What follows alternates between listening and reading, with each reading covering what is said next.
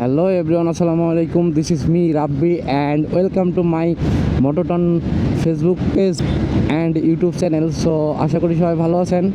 আমিও আলহামদুলিল্লাহ অনেক ভালো আছি। তবে হালকা অসুস্থ, যেটা আমার ভয়েস শুনে আপনারা হয়তো বুঝতেছেন যে আমার একটু ঠান্ডা লাগছে, আর কিছুদিন আগে জ্বর সর্দি কাশি, তো মানে সিজনাল যে জ্বর এটা হয়েছিল। তো সব কিছু মিলে আছি আলহামদুলিল্লাহ। তো এখন যাচ্ছি রাজশাহীর উদ্দেশ্যেই। সকালবেলা বেরোইছি, সকালবেলা বলতে এখন প্রায় 9টা বেজে গেছে। আমার আরও আগেই বের হওয়ার কথা ছিল, কিন্তু সামহাও কোনো কারণে বের হইতে পারি নাই। এখন আছি উড়িষ্যা টু মধুপুর হাইওয়ে। রাস্তাটা নতুনভাবে হয়েছে, আগে সিঙ্গেল রোড ছিল, এখন ডাবল হয়েছে। আর এই রাস্তাটা হওয়ার পরে আসলে এই এলাকার মানুষজন সব কিছুই শান্তিমতো চলাফেরা করতে পারে। কারণ আগে এই সময় বর্ষাকালে এই রোডটা যে এত পরিমাণ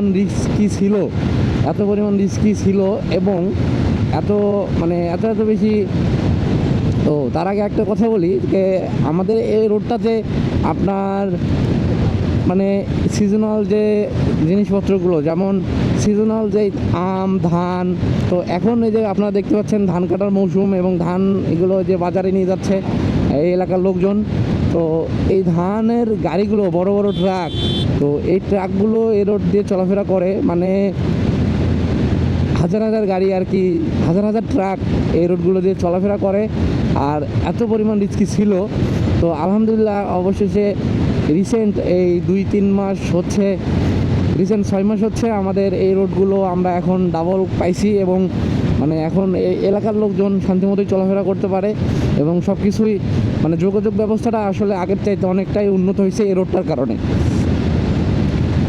আর আরেকটা ব্যাপার যেটা বললাম, যে আমাদের এই অঞ্চলটা এই অঞ্চল বলতে নওগাঁ জেলা আসলে এখন হয়তো ম্যাক্সিমাম লোকজনই জানে যে আমের জন্য এখন নওগাঁ বিখ্যাত। নওগাঁ এখন আমের রাজধানী বলা হয় নওগাঁকে। সো আর নওগাঁর আরেকটা, বিশেষ করে নওগাঁর সাপাহারে যে পরিমাণ আমের উৎপাদন হয় ভাই, অনেক অনেক অনেক হিউজ পরিমাণ আম নওগাঁর সাপাহার থেকে হয়, এবং বাকি যে আদার্স যেই আশেপাশে যে উপজেলাগুলো আছে এগুলো থেকেও আসলে অনেক আম উৎপাদন হয়ে থাকে, যার কারণে আমাদের নওগাঁকে এখন আমের রাজধানী বলা হয়।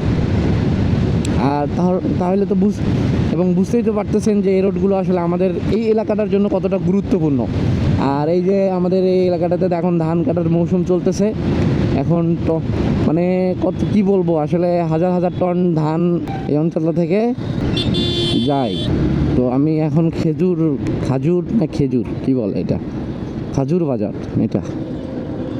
খাজুর বাজারে আছি। আচ্ছা, আরেকটা বিষয় আমি আপনাদের সাথে শেয়ার করি। অনেক দিন পর আবার মোটো ভ্লগ করতেছি, অনেক দিন পর, আর কোনো স্ক্রিপ্ট লেখা নাই। এই কুকুর দেখলে যে এত পরিমাণ ভয় লাগে ভাই, কারণ আমি অ্যাক্সিডেন্ট করছি একবার। কারণ আমি গতবার যখন অ্যাক্সিডেন্ট করি এই কুকুরের সাথেই করছিলাম। কি চাপটাই না মারলো আমারে, হায় আল্লাহ রক্ষা করো মাহবুদ। বামে জায়গা আছে ভাই, কিন্তু চাপায় না। আমাদের এই অঞ্চলের গাড়ি চালকগুলো এত পরিমাণ স্যাঁচরা লেভেল, আসলে স্যাঁচরা না ঠিক, ওরাও আসলে বোঝে না যে রোডে চলতে গেলে কিভাবে কিছু রুলস ফলো করা লাগে। এই রুলসগুলো তারা আসলে জানেই না, তো কি করবে। এই যে দেখেন একটু মাঝখান দিয়ে যাচ্ছে, তো ওর সাইডে গেলে তো সমস্যা নেই। রোড তো এখন আমাদের যথেষ্ট পরিমাণ বড়, তো ও সাইডে যাবে না, ও মাঝখান দিয়ে যাবে, এই হচ্ছে বিষয়। তো অনেকে জানেই না যে ওভারটেক করতে গেলে সেই গাড়িটা আবার কোন পাশে আরেকটা লেনে চলে যাচ্ছে, ওই অপর লেনে চলে যাচ্ছে। তো এটা যে ওভারটেক করবে তার জন্য রিস্কি, এবং ওনার জন্য রিস্কি। তো এটা আসলে না বুঝলে তো রোডে আসলে আমাদের চলাফেরা করা উচিত না। আর আমাদের এই অঞ্চলের এই চালকগুলো বিশেষ করে টমটম ভ্যান এগুলো বেশি চলে, আর এগুলোর চালকগুলো একটু ওই লেভেলের। তো এখন মধুপুর ব্রিজে চলে আসছি প্রায়। এখন মহাদেবপুর চলে আসছি, আর মহাদেবপুর ঢুকতে এখন নতুন আমচত্বর এটা আর কি।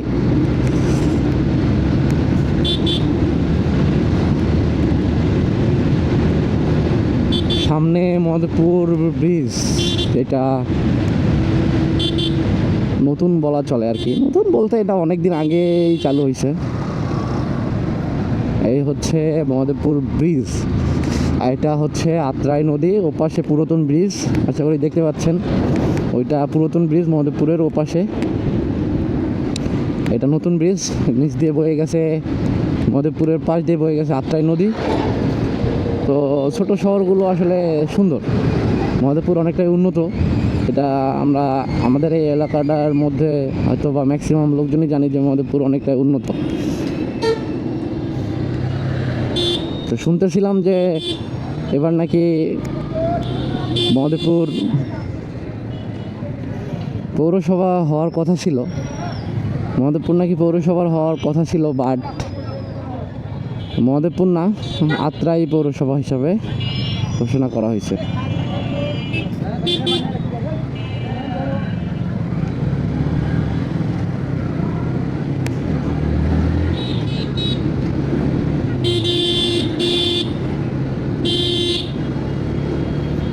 যাই, আমি তো এভাবে চালাই না, আমি বুঝতেছি না আমি আজকে এরকম করতেছি কেন।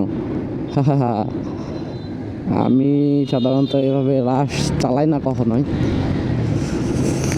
তো যাই হোক, আমাকে হয়তো আগে যাইতে হবে, মাথায় কী কাজ করতেছে জানি না। আল্লাহ সেফলি আমাকে যেন আমার গন্তব্যে নিয়ে যান। এটা হচ্ছে মহাদেবপুর বগের মোড়, ডান পাশে বগ।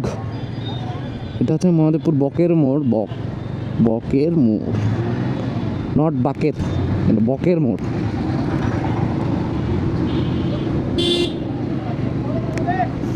সামনেরটা তো ওভারটেক করা মুশকিল, সমস্যা। যাই, ওভারটেক করবো না, ওভারটেক করতে পারা যা সম্ভব না, দরকার নাই।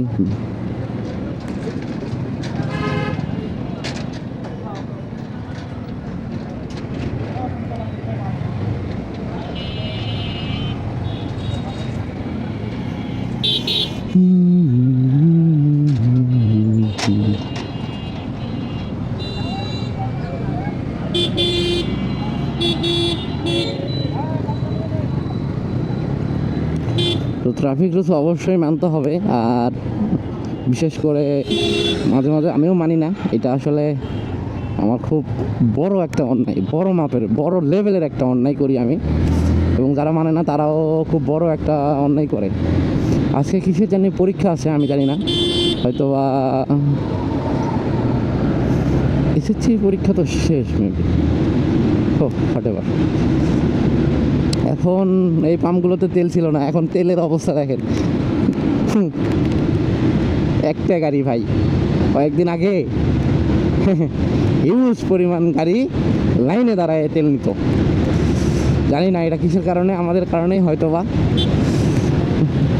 কিছু কিছু অসাধু ব্যবসায়ী, এবং এটা অনেকদিন পর মহাদেবপুর আসতেছি, এবং মহাদেবপুর আমাদের এখানে কি গরুর গাড়ি চত্বর, এটা মাশাআল্লাহ ভালো করছে সব কিছুই, আলহামদুলিল্লাহ ভালো করছে। তো এখন সামনের দিক দিয়ে আমি যদি যাই নোয়াটা যাব, এবং আমি বাইপাস যদি মেনটেন করি তাহলে আমাদের এটা পাটাকাটা ভিতর দিয়ে যদি যাই তাহলে আমার কাছে হবে, সময় আমি অনেকটা বেঁচে যাবো, যার কারণে আমি এই রোডটায় এখন যাব। আর এই রোডটা আমার কাছে মাশাআল্লাহ অনেক সুন্দর লাগে, অনেক বেশি সুন্দর লাগে। এর কারণ কয়েকটা কারণ আছে, যেটা আমি আপনাদের বলতেছি সামনে গিয়ে। এই রোডটা অনেক বেশি সুন্দর লাগে,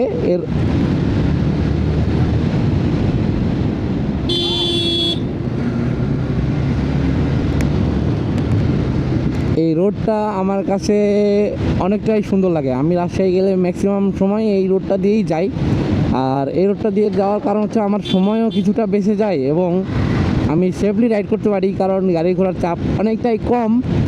আর রোডটা অনেক সুন্দর, অনেক অনেক বেশি সুন্দর, বিশেষ করে গরমের সময় যদি রোদ থাকে এই রোডটায়, মানে আপনি যাবেন এত পরিমাণ শীতল একটা রোড, যেটা মানে আপনি এই রোডে রাইড করলেই বুঝতে পারবেন, এছাড়া বুঝতে পারবেন না। আর আরেকটা অন্যতম কারণ ভাই, যে এই যে ডান পাশে দেখতে পাচ্ছেন, আমার যে ডান পাশে এটা যে চলে গেছে এটা হচ্ছে আত্রাই নদী। এই নদীটার কারণে মানে এই পুরোটা রোডের মান্দা পর্যন্ত, এই রোডটার মান্দা পর্যন্ত মানে মহাদেবপুর থেকে মান্দা পর্যন্ত একদম পুরো এই রোডের ডান পাশে আমার এই ডান পাশ দিয়ে আত্রাই নদী, এবং যেটা এই রোডের সৌন্দর্যটা অনেকটাই বৃদ্ধি করে। এবং আপনি যদি যান তো আপনি অবশ্যই এটা নোটিস করতে পারবেন, কারণ এই যে দেখেন এই পাশ থেকে ভিউটা দেখেন ভাই, অস্থির অস্থির, পুরাই অ্যাস্থেটিক ভিউ। যার কারণে আমার এই রোডটা সবসময় আমি মানে এই রোডটায় আমি চলাফেরা করি, কারণ এই রোডটা সুন্দর, অমায়িক সুন্দর। আর সুন্দর কেন বলতেছি, হয়তো বা পুরো রোডটাই একরকম না, বাট আপনাদের দেখাইলে বুঝবেন এই রোডটার কিছু কিছু জায়গায় এত পরিমাণ সুন্দর যেটা আপনাকে অবশ্যই অবশ্যই মুগ্ধ করবে। আচ্ছা, আমার ডান পাশে আত্রাই নদী, আর এদিকে সব ভুট্টা, কলার বাগান, মানে অন্যান্য যে গাছগুলো, এগুলো মানে রোডটা এক কথায় অনেক সুন্দর একটা রোড। আপনি ফাঁকা রাইড করবেন, কাছাকাছি হবে, সময় বাঁচবে। দেখেন একবার, এই যে আমি কেন একটু আগে বললাম যে বান্দরবন, কাকড়াছড়ি, রাঙামাটি এসবের ফিল্ডটা দিবে, কেন বলছি দেখেন ডান পাশে নদী আর এই যে রোড, ফাঁকা একটা রোড, মানে আপনি অবশ্যই মুগ্ধ হবেন। এই জায়গাটা দেখেন, মানে এই দিক এই রোডের কয়েকটা জায়গা আছে যেটা অনেক বেশি সুন্দর, তার মধ্যে এই জায়গাটা একটা। আর সামনে হয়তো বা ইনশাল্লাহ আরও আমরা দেখবো যে কয়েকটা জায়গা রোডগুলোতে বাইক চালাইতে যে এত পরিমাণ মজা ভাই, একদম মজাটা এত পরিমাণ উচ্চ লেভেলের মজা, এটা আপনি এ রোডে আসলেই বুঝবেন। এই যে আমার 80 81 উঠে গেছে, আমি এখন মানে কিছুই টের পাচ্ছি না, মানে অনেক সুন্দর সুন্দর সুন্দর।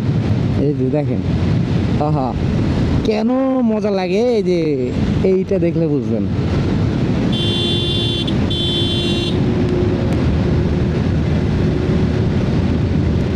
একদমই ফাঁকা রোড, একদমই ফাঁকা।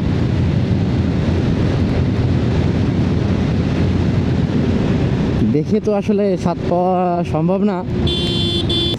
আচ্ছা, এত পরিমাণ দুই পাশে জলপাইয়ের গাছ এই রোডটাতে ভাই, মানে এই সব যেগুলো দেখতেছেন এগুলো জলপাইয়ের গাছ, এত পরিমাণ জলপাই ধরে। আর কত বড় বড় গাছগুলো, অনেক বড়, যার কারণে জলপাই মানে জলপাইয়ের জগৎ আর কি বলা যায় এটাকে। কারণ যখন ফল ধরে এবং ফলগুলো পাড়া হয়, সেই মৌসুমটাও আমি চলাফেরা করছি রোডে, অনেক পরিমাণ জলপাই।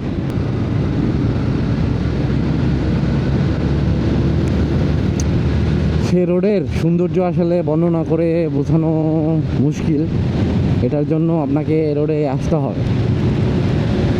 আর যারা এইসব রোডে চলাফেরা করেন হয়তো বা মানে এই ধরনের রোডে, এই দেখেন মানে দেখছেন একবার এই রোডটা কেন আমার কাছে প্রিয়, মানে এই রোডটা এই যে এই কিছু কিছু জায়গার জন্যই আমার কাছে এতটা ভাল লাগে, এতটা ভাল লাগে। সৌন্দর্যটা দেখছেন রোডটার, মানে এত পরিমাণ ভাই, পুরাই অনেক বেশি সুন্দর।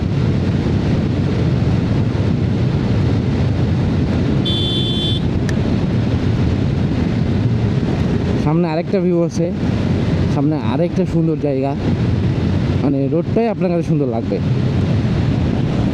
এই যে হ্যাঁ, এখান থেকে রোডটা দেখবেন একবার, মাস্ট। আপনি যদি এই রোডে চলাফেরা করেন এবং এইসব ধরনের